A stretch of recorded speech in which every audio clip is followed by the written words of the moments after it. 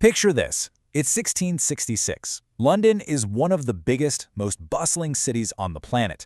And then, in just 4 days, a huge part of it is just gone, turned completely to ash and rubble, all from a single fire. So let's get right into this incredible story of disaster and, well, rebirth. I mean, how does that even happen? How can one tiny little spark bring a massive city to its knees? It seems almost impossible, right? Well, the answer lies in what you could call a perfect storm. A mix of really bad luck, some terrible decisions, and a city that was honestly just waiting for disaster like this. Okay, so our story kicks off where a lot of disasters do, deep in the middle of the night, when pretty much the whole city was sound asleep.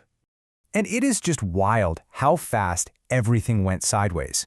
It all starts in a small bakery on a street called Pudding Lane. Seems minor, right? But here's the thing. London had just gone through a really long, hot, dry summer, so everything was bone dry, basically kindling. Then you add a strong easterly wind to the mix, and you've got a recipe for absolute disaster. The baker and his family managed to escape, but the city's leader, his initial reaction was, well, let's just say it wasn't great.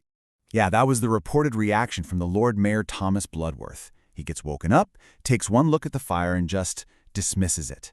And that one decision, right there, that was a catastrophic failure of leadership.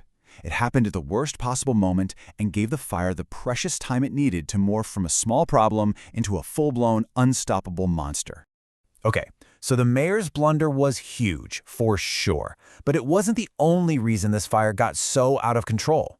The truth is, the city of London itself was basically a giant tinderbox just waiting for a match. Let's just paint a picture here. Imagine a city where almost every single building is made of wood that's been drying out in the sun for weeks. Now, make the streets super narrow, so narrow that the upper floors of the houses practically touch each other overhead. This creates a kind of wind tunnel that's perfect for flames. And as if that weren't bad enough, many of the buildings were coated in this stuff called pitch. So you're probably asking, what exactly is pitch? Well, think of it like a thick, black, sticky tar. They'd paint it all over the wooden buildings to make them waterproof. A good idea for rainy London, right?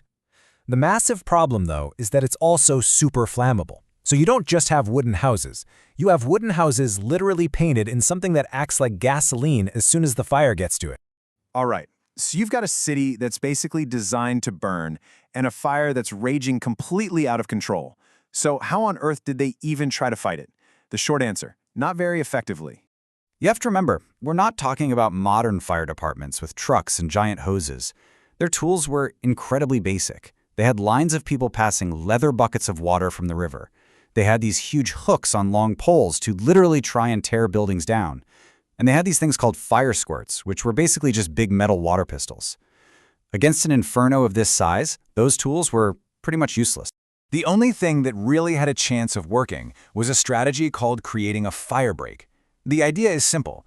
A fire needs fuel, in this case, houses, to keep burning. So, if you can create a big enough gap with nothing flammable in it, you can essentially starve the fire and stop it from spreading. The challenge, of course, was creating a gap like that quickly enough. And this is where you really see how desperate things got.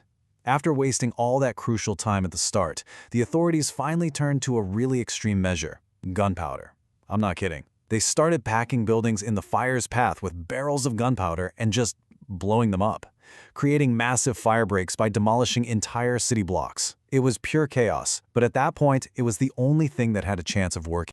So when the flames finally died down and the smoke began to clear, the scale of the destruction was, well, it was just staggering. A massive portion of the old medieval city had simply been erased.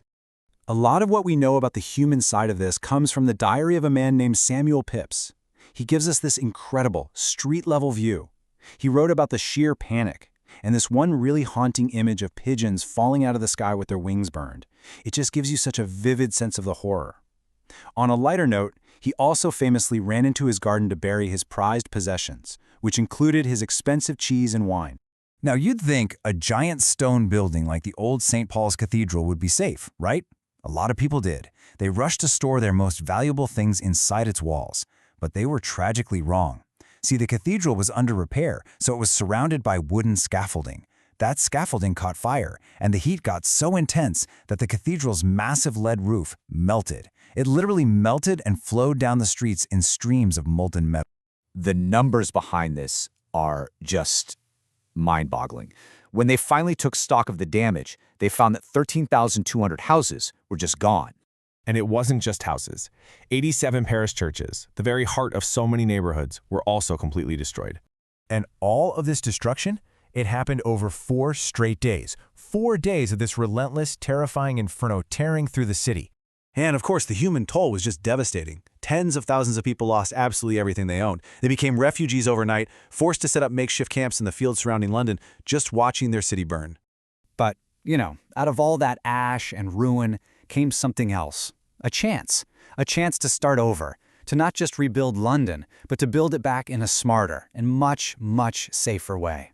And the changes they made were night and day. Gone was the old city of wooden houses and tangled, narrow streets. In its place, new laws demanded that buildings had to be made of brick or stone, and the streets were designed to be wider, creating built-in fire breaks. A huge part of this redesign was led by one man, the brilliant architect Christopher Wren, and his ultimate masterpiece, of course, was the new St. Paul's Cathedral. You know the one with that incredible, iconic dome? It's the same one that stands today, really a symbol of London's resilience. To make sure no one ever forgot what happened, they built a memorial. It's a massive column called, simply, the Monument.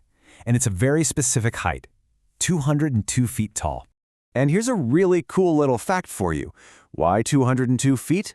Because if you were to lay the monument on its side, it would stretch the exact distance from its base all the way back to that little spot on Pudding Lane where the fire first started. It's this incredible permanent link right back to where it all began. So, you see, the Great Fire was an absolute catastrophe, no question, but it also forced a revolution in how we think about building cities. Things we take for granted now, like wider streets, using fire-resistant materials, having building codes. So much of that is a direct legacy of this one event. It's a really powerful reminder that sometimes incredible progress can be born from the absolute worst tragedies.